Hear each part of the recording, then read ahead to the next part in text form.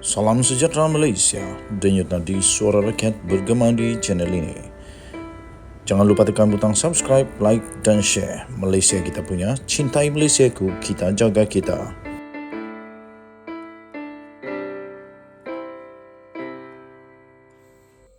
Salam sejahtera Malaysia, denyut nadi suara rakyat bergema di channel ini. Belum lagi redah berita pemecatan Khairy Jamaluddin yang masih lagi hangat sampai sekarang. Akhirnya Khairy Jamaluddin mulai bersuara sama ada beliau mau atau tidak ke parti yang lain. Dia kata dia kata beri dia masa untuk menilai. Dan ada satu yang telah dikongsikan di tuncarlos.com. tuncarlos.com, saya ada ikut dia punya Twitter juga.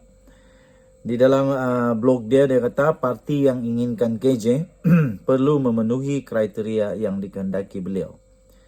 Bekas ahli Parlimen Rembau, Khairy Jamaluddin, tidak menolak keberangkalian menubuhkan parti politik baru susulan pemecatannya daripada UMNO baru-baru ini. Khairy juga tidak menolak kemungkinan sekiranya beliau bertanding sebagai calon dalam parti lain atau bebas pada pilihan raya negeri PRN yang melibatkan 6 negeri tahun ini, iaitu Selangor, Negeri Sembilan, Pulau Pinang, Kelantan, Terengganu dan Kedah. Menurut bekas Menteri Kesihatan itu, beliau kini sedang menilai setiap tawaran yang diterimanya selepas tragedi yang menimpanya. Namun mengakui keputusan bakal dibuat adalah berat dan memerlukannya untuk menimbang setiap perkara dahulu. Katanya ia sentiasa ada pilihan sama ada memasuki parti politik sedia ada atau menubuhkan parti sendiri. Namun sekarang saya dalam mood mendengar tentang apa pihak lain nak cakapkan kepada saya. Katanya, jadi biar saya berjumpa dan dengar dahulu apa yang pihak-pihak itu mau katakan. Katanya dalam satu temu bual dalam rancangan The Breakfast Grill yang dikendalikan saluran radio BFM. Terdahulu, utusan Malaysia telah melaporkan Khairy Jamaluddin dan bekas pengurusi Badan Perhubungan UMNO Negeri Selangor, Tan Sri Noor Omar telah dipecat daripada UMNO berikutan pelanggaran disiplin sewaktu PRU 15. Susulan daripada itu, Perikatan Nasional turut mengatakan mereka juga turut bersedia untuk menerima pemimpin-pemimpin UMNO yang dikenakan tindakan dipecat oleh parti tersebut. Malah, pengerusi Perikatan Nasional yang juga adalah bekas Perdana Menteri, iaitu Tan Sri Muhyiddin Yassin, turut secara terbuka menunjukkan keterbukaannya untuk menerima Khairy Jamaluddin untuk memasuki Parti Pribumi Bersatu Malaysia atau Bersatu sekiranya beliau mengemukakan permohonan. Mengulas lebih lanjut, Khairy Jamaluddin berkata, antara kriteria parti yang menjadi pilihannya adalah sejajar dengan wawasannya sendiri demi negara, iaitu sentiasa bersifat inklusif, progresif, serta mempunyai urus takbir yang baik. Katanya ia juga perlu sebati dan mempunyai keserasian. Sudah pasti memasuki parti lain akan berasa janggal pada mulanya, katanya. Namun itulah yang dimaksudkan dengan politik. Ia mengenai hati dan meyakinkan rakyat. Ia sesuatu yang saya bersedia, tetapi perlu selari dengan wawasan diri saya, katanya dalam kenyataan tersebut.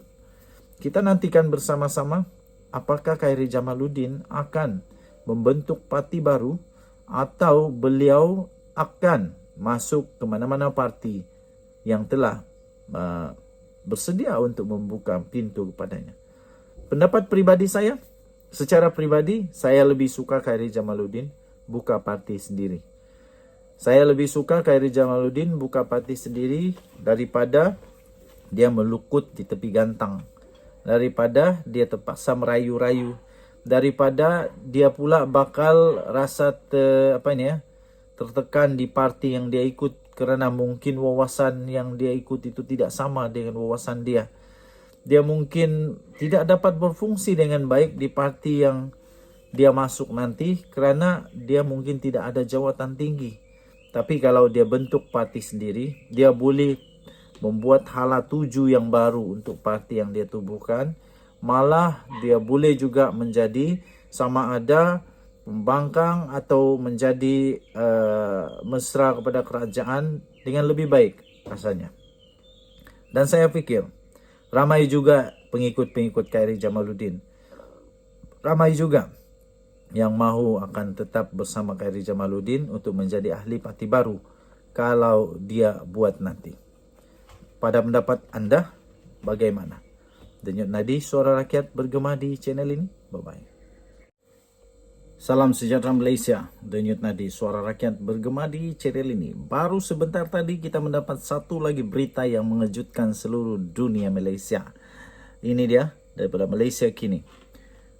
Two former Perdana Menteri, Prime Minister. Two former Prime Minister hold to court over HSR cancellation. Okey, 31 Januari 2023 dalam bahasa Malaysianya. Dua bekas Perdana Menteri akan dibawa ke mahkamah kerana pembatalan projek HSR. Okey, kita bacakan dalam bahasa Inggeris. Mohon maaf kalau Inggeris saya tidak betul, tidak pandai, maklumlah orang kampung. Former Prime Ministers Dr. Mahathir Mohamad and Muhyiddin Yassin were hauled to court over the cancellation of the high-speed rail atau HSR project between Malaysia and Singapore. Okey, saya cuba translate dalam bahasa kampung.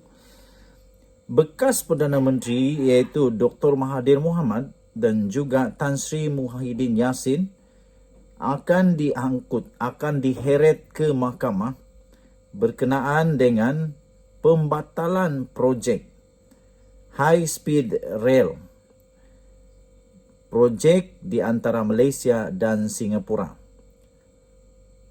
Malaysian Muhammad Hatta Sanuri filed the writ of summons targeting the two former prime ministers and 3 others in order to revive the project, as well as demand that they carve up RM1 million in compensation to each Malaysian citizen.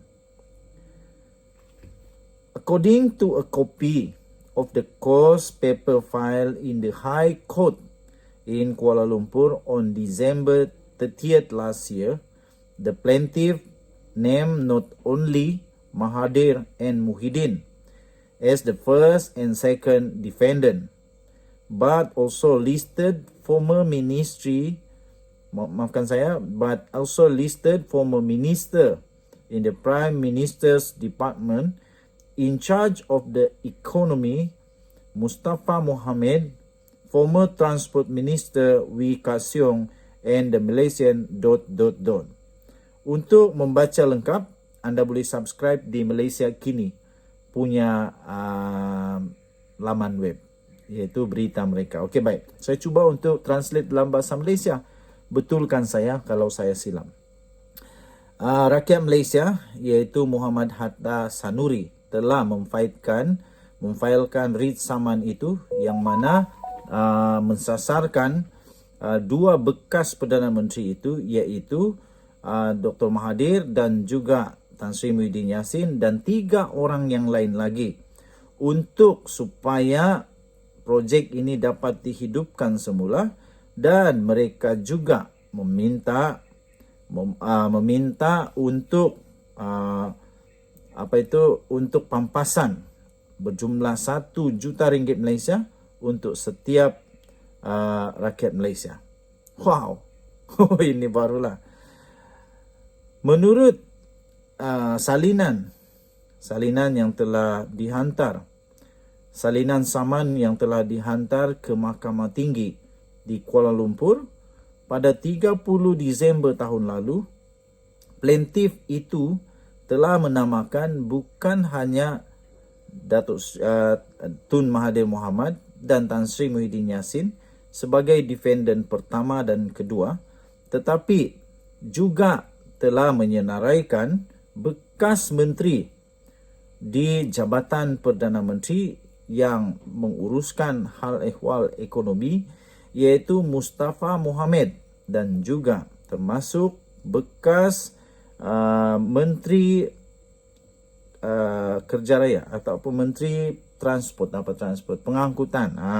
Menteri Pengangkutan Wee Ka Siong. Okey, so itulah beritanya. Untuk mendapatkan berita lengkap, sila layari malaysiakini.com. Kita jumpa lagi. Malaysia kita punya, cintai Malaysia aku, kita jaga kita. Kita jumpa lagi. Bye-bye.